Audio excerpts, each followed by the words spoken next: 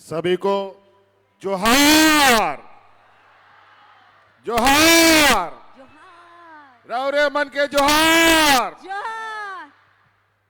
आज यहाँ झारखंड की इस राजधानी में नए साल के इस पहले सप्ताह में आए हुए हमारी राज्य की सभी महिलाओं को नए साल की बहुत बहुत शुभकामनाएं। और आज हम लोग एक नई राह, एक नई ऊंचाइयों को छूने की तैयारी में जुट चुके हैं। सबसे पहले यहाँ आई हुई सभी महिला दीदियों को जो विभिन्न गांव, पंचायत, टोले से आई है, उन सभी लाखों बहनों को मैं धन्यवाद देना चाहूंगा। बहुत आभार आप सभी का कि आप लोगों ने तो विगत चुनाव में कमाल ही कर, और इस कमाल के लिए आपका कोटि कोटि धन्यवाद। जो आशीर्वाद आपने हमें दिया और जो सम्मान हमें दिया, और हमने आपको ये भी वादा किया था कि इस राज्य की आधी आबादी को उनका हक अधिकार, उनके सपनों को पूरा करने का और आपको स्वावलंबी रूप से खड़ा करने का, आज उसी क्रम में आज हमने एक ऐसा इतना बड़ा कदम उठाया है। आप सभी महिलाओं के ऊपर अपने घर परिवार की जिम्मेदारी तो होती ही है, बाल बच्चा, पति, सास ससुर, बाप की जिम्मेवारी होती है।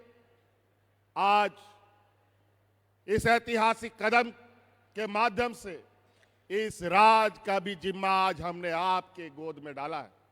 आज इस राज को विकसित राज के पायदान में पहुंचाने के लिए आप सब लोगों की बहुत बड़ी अब भूमिका होने जा रही है। आज आप अपने सपनों को साकार करने के लिए स्वतंत्र रूप से अपने निर्णयों के साथ आप आगे बढ़ेंगे।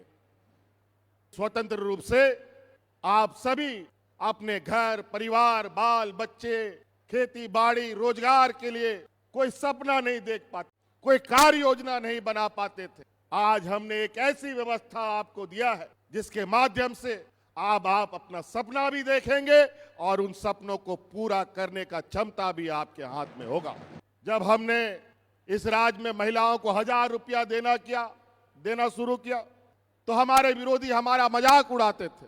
फिर 1000 रुपया से बढ़ाकर 2500 करने का हमने संकल्प लिया, उस समय भी मजाक उड़ाते थे।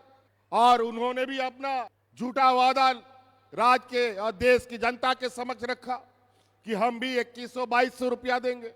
ये लोगों ने हमें चुनौती दी कि महिलाओं को कहां से इतना रुपया मिलेगा, कहां से सरकार पैसा लाएगी।